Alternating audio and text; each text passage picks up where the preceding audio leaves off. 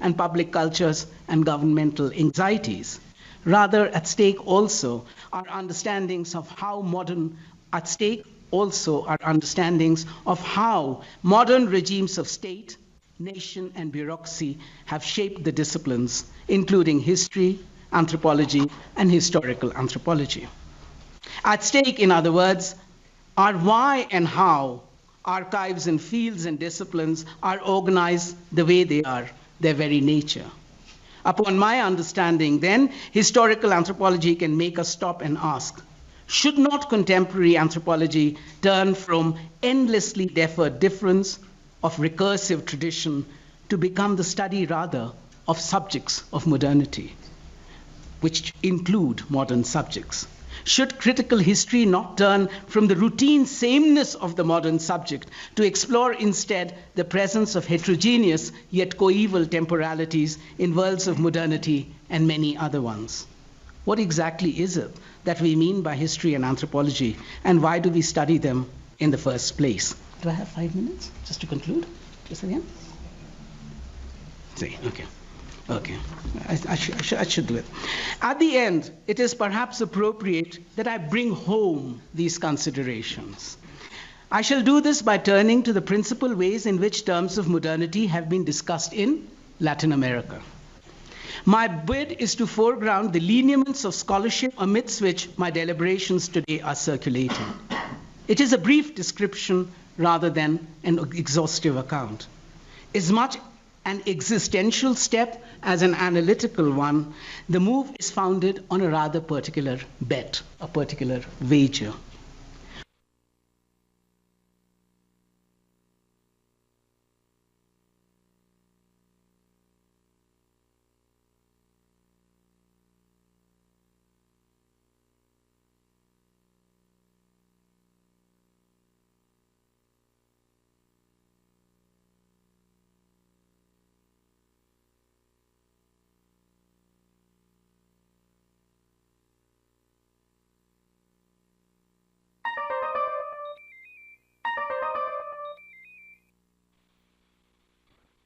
You are the first person to join the conference.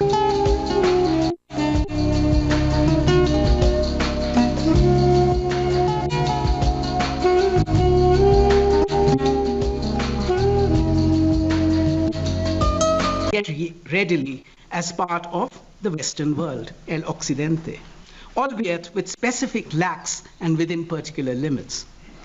All of this is a result of dominant mappings and authoritative metageographies which have split the world into the Occident and the Orient, shored up by discourses of Orientalism and Occidentalism, formidably present in aesthetic and everyday expressions. Octavio Paz of the 1990s comes to mind here. Now, in Latin America, as in many parts of the world, dominant blueprints of the contemporary have rested on the modern stipulation decreeing that modernity has already happened somewhere else. If this is generated among Latin American moderns, the anxiety of looking unoriginal, it has also led them to a variety of searches for a distinctively national modernism and modernity, as one poised between the West and the rest. Unsurprisingly, diverse indigenous and primitivist discourses and representations have often played a critical role here. In early and mid-20th century Mexico, for example, we only need to think of the works and lives not merely of Diego Rivera and Frida Kahlo, but also of los contemporáneos such as Jorge Cuesta and Salvador Novo, and somewhat later of Grupo Hiperión. The point is that discussions of modernism in their simultaneously Republican and authoritarian, political and aesthetic, and governmental and everyday avatars have provided some of the most sustained understandings of narratives of modernity in Latin America, from Uncle Rama to Doris Sommer to Ramos Otero to Jean Franco. This tendency continues into the present, as unraveled by, for instance, Tracy Hedrick and González Echeverría.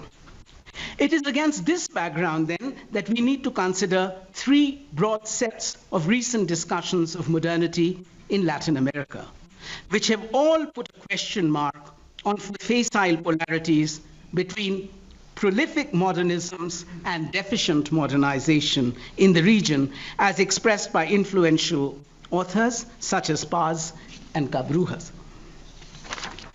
First, considering the relationship between empire and modernity, questions of colonialism considering the relationship between empire and modernity, questions of colonialism have been often understood in Latin America as occupying the locus of a dim and distant past. This past is also often portrayed in happy ways, so that the colonia where we live, Coyoacan, is, well, muy colonial. Against these dominant dispositions, an important body of critical thought on Latin America today, from Dussel to Quijano to Mignolo, focuses on the subterranean schemes and the overwrought apparitions of the modern and the colonial. In other words, this corpus critically considers the place and presence of colonial stipulations of knowledge power within modern provisions of power knowledge. Consequently, such moves have also held a mirror up to modernity as only a deeply ideological project and a primary apparatus of domination in the past and the present, here today and there tomorrow, with the promise of messianic redemption as the only possibility for posterity. Second, in recent years, the notion of the magic of the modern has found interesting articulations, especially in critical anthropology and cultural studies, including of Latin America. An important influence here has been played by the ideas of Marx on the fetishism of commodities and capital and the magic of markets and money. In the past, analytical endeavor could subsume such suggestions of Marx to his related emphases on reification and alienation, for instance, in the work of the early Michael Taussig. But the newer writings register the interplay between the magical and the modern as more critically constitutive of social worlds.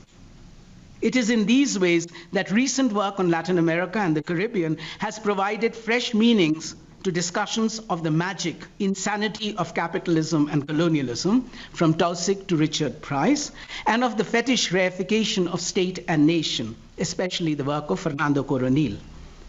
Here, related exercises, Taussig again, have moved towards the simultaneous evocation and defacement of power, pointing to the sacred character of modern sovereignty in order to re-enchant modernity through surrealistic representation, ecstatic theory. Third and finally, a variety of writings on Latin America and the Caribbean have imaginatively explored critical issues of modernity and its margins. The questions have found multiple expressions, of course, in a range of scholarship on the region, from discussions of architecture and built form through to those of peasant and popular politics. The work of Florencia Malone, Steve Stern, and Mark Thurner. Space and territoriality, Alonso, culture and consumption, Yudice, and representations and subalternity. Writings of John Beverly, Ileana Rodriguez, Jose Rabasa, Roger Bartra, Andres Guerrero, and Gareth Williams. At the same time, my point concerns work that has explicitly engaged historical and contemporary terms, textures, and transformations of modernity.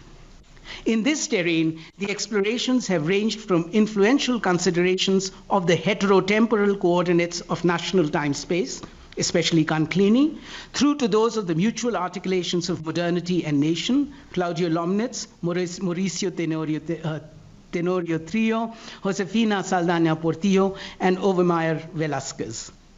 The considerations have engaged issues of piety, intimacy, embodiment, and image under entwined regimes of modernity and religion, Rebecca Lester and Blade Runner Grzinski.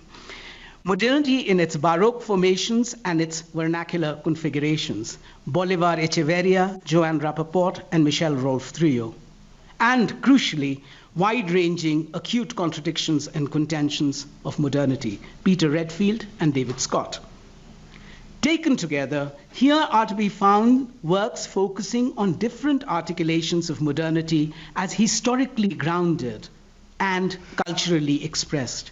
articulations that query a priori projections and sociological formalisms underpinning the category entity of modernity. Indeed, it is not only that in Latin America and elsewhere, formations and elaborations of modernity can appear today as contradictory and contingent processes of culture and power, as checkered and contested histories of meaning and mastery. It is also that all of this provides new challenges, gives a different spin to history and anthropology. There is much that is on offer in imaginative conversations between critical perspectives on India and Mexico, South Asia and Latin America. But we have to learn to look and look to learn. Thank you.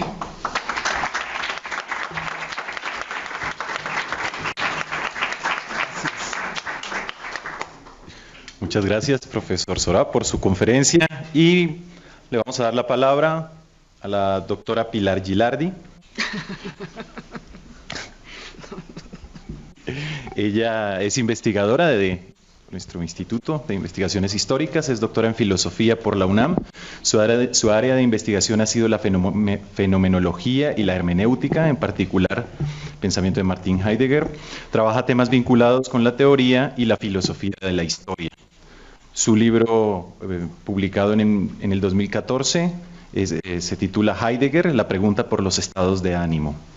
Entre sus artículos mencionamos dos: el problema de la verdad histórica y la historia como probabilidad, como posibilidad fáctica. Muchas gracias, Pilar, por aceptar la invitación. Te escuchamos.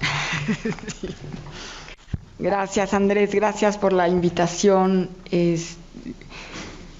Y bueno, no sé qué decir ante esta abrumadora conferencia. Muchas gracias. Bueno, yo creo que fue una muy, muy rica conferencia que toca muchos puntos importantes, pero yo voy a ser muy breve. Una de las cuestiones que creo principales que se trataron, desde luego no la única, pero que me parece que puede considerarse como un hilo conductor, porque vuelve a surgir una y otra vez, es las relaciones que existen entre las distintas disciplinas. En concreto, tú hablaste de la relación que existe entre la historia y la antropología, lo cual nos lleva a un tema fundamental y que está muy en boga, que es el de la interdisciplinariedad, o justamente el de los estudios subalternos, el de la transversalidad también, en fin, que yo nunca sé cómo se explica todas estas diferencias, y cómo esta cuestión de la interdisciplinariedad, de los estudios subalternos, nos llevan a su vez a la reflexión sobre el método. Y esta reflexión sobre el método implica constatar que existen distintos métodos de acuerdo a el tema o la cuestión que cada ciencia intenta comprender. Parecería, y entonces esta es mi pregunta, en realidad es una pregunta que tampoco sé si se pueda contestar, parecería entonces que este intento de interdisciplinariedad o de poner en diálogo a las distintas ciencias o disciplinas implicaría reconocer las diferencias que existen entre unas y otras y así enriquecerlas, ¿no? Y junto con esta idea hay otra que creo que está todo el tiempo en la conferencia, insisto, tan rica que nos ofreciste, la idea de cómo también las diferentes nociones de espacio y tiempo condicionan nuestra noción de cultura, de sociedad y de religión, y cómo esas nociones de espacio y tiempo se hacen también patentes en el método que en cada disciplina se abordaría. No sé si estoy explicándome bien, pero bueno, mi pregunta es si en realidad en este intento de vinculación, en este intento de interdisciplinariedad que es netamente moderno, paradójicamente, en realidad lo que está sucediendo no es el reconocimiento de las diferencias, sino la imposición de una lógica homogénea que es propia del conocimiento científico y de la cual el conocimiento científico no puede escapar. Es decir, que la alteridad que en la vida cotidiana estamos todo el tiempo constatando no pueda ser realmente expresada por la teoría, o que si logra ser expresada por la teoría sea de una manera que no sea fructífera, que no nos lleve a ningún lado, que caiga, digamos, en una aporía. Y entonces, esta pregunta la vinculo con esta consideración constante de las diferentes nociones de espacio y tiempo que aparecen en las distintas culturas o que condicionan la idea misma de cultura. Y otra vez, me parece que teóricamente, y esto alguna vez lo pensé leyendo a Hartog en sus regímenes de temporalidad, que en realidad no se trata, teóricamente hablando, de considerar distintas temporalidades, sino simplemente de una noción lineal de tiempo en donde se hace más énfasis en el presente, en el pasado o en el futuro, pero que en realidad no se ha cuestionado la idea misma de tiempo que en la vivencia cotidiana se logra patentizar. Entonces, bueno, la pregunta es si en realidad esta relación o este intento de interdisciplinariedad no es un fruto de la modernidad misma, y si en realidad no podemos ya escapar de la modernidad, que una vez que la modernidad se ha instalado como categoría del pensamiento, en realidad no podemos ya escapar de ella. Gracias. Muchas gracias, Pilar. Ahora vamos a escuchar al doctor Federico Navarrete.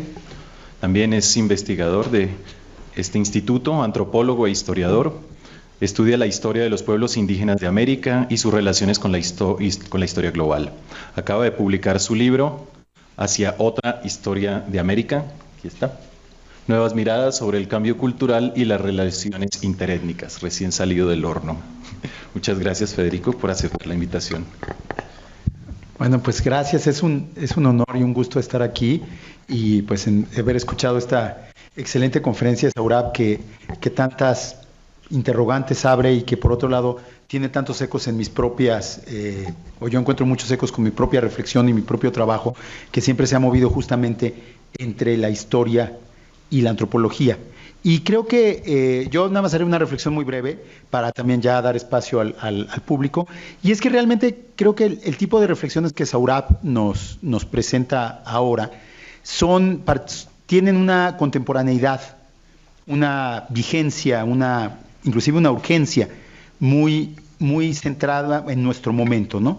Porque creo que en este momento estamos viviendo, por un lado, una crisis de la historia como disciplina, que tiene que ver con la crisis de las construcciones temporales de la modernidad, la idea del tiempo lineal y del tiempo único, la idea del progreso, esta fuga hacia el futuro y la crisis de las utopías y la radical transformación de la relación que hay con el futuro, que necesariamente implica una transformación de nuestras relaciones con los pasados que debíamos dejar atrás. Y por otro lado, estamos viviendo también una crisis paralela de la antropología, que se centra, por un lado, en la crisis o en el cuestionamiento que hace una antropología más centrada en la economía política de la idea misma de alteridad y la crisis de la crítica que ha hecho de la antropología no como una ciencia que estudia la alteridad, sino como una ciencia que ha construido la alteridad en contextos coloniales y neocoloniales, que sería un poco la crítica que hacen los Komarov y otros antropólogos de esta escuela. Y por otro lado, la crisis de la noción misma de cultura, la crisis de que existe realmente un ámbito discreto, identificable, que podemos llamar cultura, que es humano, que tiene todas las características que se le atribuía en la cultura, que está haciendo una antropología muy diferente, la antropología perspectivista de Brasil, un poco el trabajo de Descola en Francia, aunque de una manera menos radical.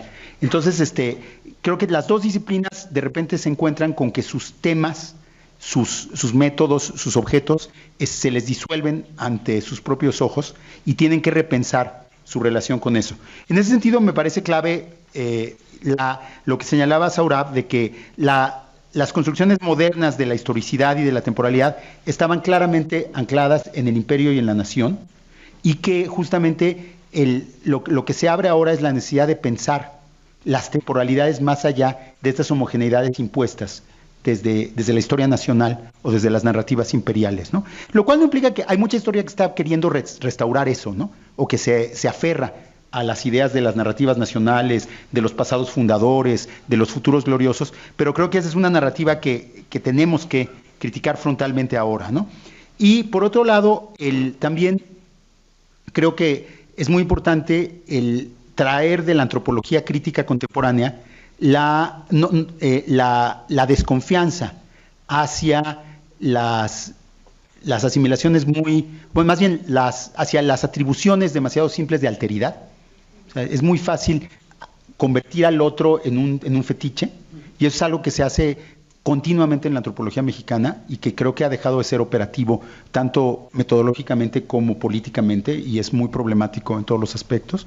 Y pensar más bien la manera en que las alteridades se construyen, se modifican, y el papel político que tenemos nosotros como generadores de conocimiento en esa negociación de las identidades y las alteridades. Pero bueno, no, estos son solo algunos puntos para reflexionar, y pues quisiera dar la palabra a los demás. Vamos a abrir una ronda de preguntas. ¿O tú quieres antes hacer mi comentario? You decide. Tú eres maestro de ceremonia. Bueno. Maestro de Mini, por favor. ¿El micrófono? Mini. I just wanted to follow up on both Professor Navarrete and Gilbadi's comments as well, because it was something that struck me when I saw when you were talking. You see the subaltern project of elite and subaltern as a problem of a singular time. I'm wondering whether it really is a problem of spatializing of time. So it ends up with two different temporalities, the temporalities of elite and the temporality of subaltern, which in a way is exactly the question that Fabian kind of poses with your evilness. And the reason I kind of bring that up is because of your point, which I think is very well taken, that I'm not sure whether the critique is a critique of a singular time or the critique is of linear time. So you can have a singular time with non-synchronous temporalities. You can have non-homogeneous temporalities. But I think there's a difference between singular and linear. And it kind of connects with the point that you were raising, Professor Navarrete, about the question of the crisis of anthropology and the crisis of history. Because when you think of, at least when I think of the problem of modernity in coming out of Latin American scholarship, and this is thinking from outside of Latin America, I'm not sure I see it as the same problem of unoriginal modernity, which is the South Asian problematic, that, a pale imitation of Europe. If you think of somebody like Dussel, his argument, or people like, going back to even C.L.R. James or Sidney Mintz, the question is a first modernity. So what they're claiming is that actually that early colonialism of the 15th century, it's not a pale imitation of Europe, but it originated, whether industrial development with the plantation societies in the Caribbean, or human rights with the Haitian Revolution, or Dussel's idea of human rights with Latin America. So that is connected to the temporality issue, because then it's a singular temporality, but with non-synchronous or non-homogeneous. It's a non-linear temporality. So I don't know if that came out as a question, but I'm sorry. It has. No. Can I actually respond? Now there are three, so we can take them in groups of three. Can I respond to these? So, I would actually, thank you very much, all three. And I'll try to group things together. To Federico, what I have to say is thank you very much, because I think, Federico basically, not just in the substance, but in the spirit of the comments, pointed out something which I'm trying to do, which is that I don't separate the academic or the everyday from the everyday from academic and the disciplinary from the everyday in the quotidian. They constantly they don't just come together easily. They come together, they fall apart, they question each other, they hang out, they have their tiffs. So, but, academic worlds are embedded in the everyday. So the crisis of culture, the crisis of time is not just about disciplines. I mean, it is something which is wider. We just need to look outside the window, which we often don't do. So thank you for setting that up. But that gets me to it's a whole set of things. So let me just begin with the last one on a singular time or the spatialization of time. It is a singular time which is actually spatialized. It always carries attributes because the singular time is hierarchical. I know this is of certain discomfort to the historian, and I was trained in history, but I'm speaking actually of the fact of I'm moving from time to temporality, and I'm speaking in some senses of temporalities which are coeval, yet heterogeneous. That the inhabitations and habitations of temporalities which are not quite the same, and that gets me to the point. This should clarify it. So that, you spoke about the temporalities of the everyday and what happens to the temporalities of the everyday in relation to how the discipline approaches them. Do they always, can they be understood or do they exceed them? And, I think there is a point where we can go back to, Gadamer, who speaks about, I pointed because you've got the book on Heidegger.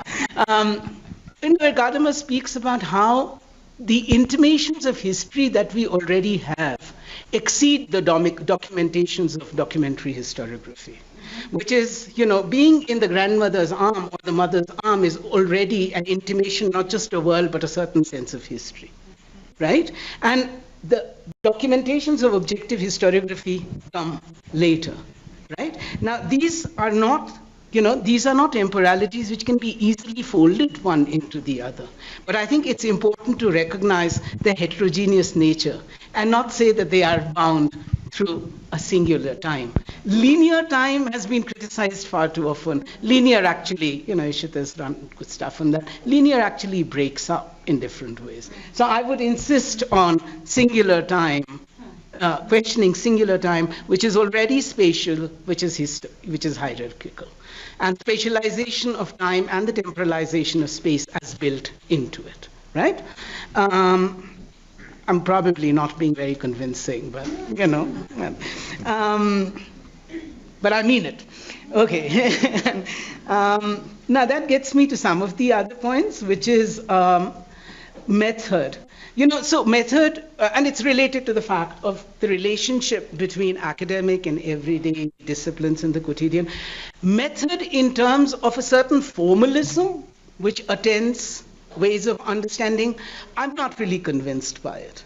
But method as, I didn't used to like the idea of method because, in India, when I was growing up, methodology was always about like these really boring books about sociological methodology was this, the stuff. So I was really not interested in that stuff until this student of mine, who became a friend, who's a friend as well, from Colombia, she said, well, what's wrong with methodology?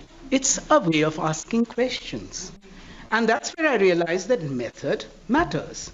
But if you understand understand method not in terms of a priori formalism, but in terms of asking question, and in that sense, there are different overlapping methods, which gets me to the question of disciplines and their differences. Now, one, you see, I'm not into this interdisciplinarity, transdisciplinarity, multidisciplinarity, anti-disciplinarity, to hell with disciplinarity business, right? But I do think that is not to say that one can send away, banish, perform an exorcism of disciplines because they are analytical nightmares. Disciplines exist. They have density, they have gravity, they have life, They have this dumph quality, they're there. They inhabit this room. Look at that chair, this discipline sitting there.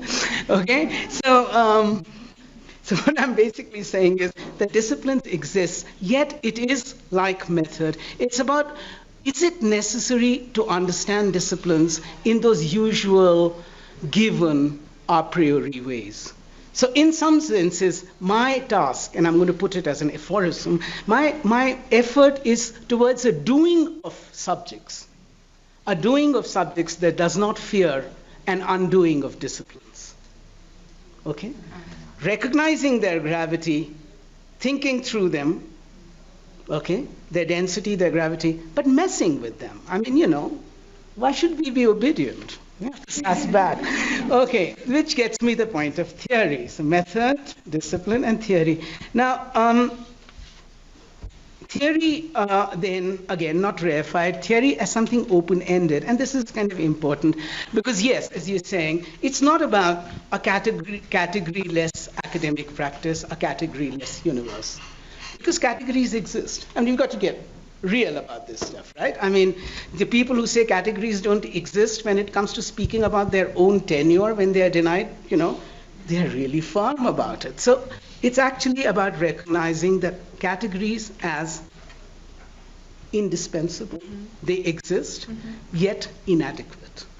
And which is where they're necessary to thought and to living, which is why I can't dispense with categories, because I can do it in my academic work, I can turn 16 somersaults, but can I dispense with them in life? Even while turning the somersaults, there would be the idea of a certain categorical universe. So categories as inadequate, okay, and yet indispensable for the business of thinking and living, and thinking as a part of living. But where does this get us? This gets us to the fact that if I'm saying that they are open-ended, does that mean that I'm not committed to the category or theory which I believe in now? No, I'm completely committed to it. I'm completely committed to it, but I'm committed to, because I can't function without it, right? But that doesn't mean that my commitment is such that I cannot envision a horizon where it can be revised. And, I sort of developed this in relation to Stuart Hall, another member of that. I have to come back to that. In terms of, Stuart Hall has this notion of a Marxism without guarantee, and I sort of changed it and messed with it and turned it into Historia sin garantía in Espanol, and history without warranty in English. Oh, sorry. I thought you were asking me to shut up. Historia sin garantía in Espanol, history without warranty, which is really about querying carefully the guarantees of progress of history and of history or disciplines under modernity, but which recognizes a certain commitment to the fact that we cannot function without categories, and yet their open-ended nature. But and which gets me. I have a more critical reading of Professor Dussel. I think he is speaking in terms of not of heterogeneous coeval temporalities. Witness, there is a singular sort of thing. I mean, it's good guys and bad guys, basically. So the bad guy is modernity, and the good guys are, he writes of China and Hindustan, forgetting, how China is buying all of Africa. And, because they are China and, Hindustan, it's never India. China and Hindustan are about transmodernity. So what is transmodernity? Transmodernity is just a parallel universe, a nicey one. They should introduce themselves. ¿Alguien quiere hacer otra pregunta? Por favor. ¿No? ¿Otra? ¿Alguien más? Bueno, pues entonces damos por concluida esta mesa. Les agradecemos a todos ustedes su asistencia. Los invitamos para las 4 de la tarde, que tenemos la conferencia del profesor Sanjay Subramanyam aquí en este auditorio. Muchas gracias a Surab y a los colegas. Gracias.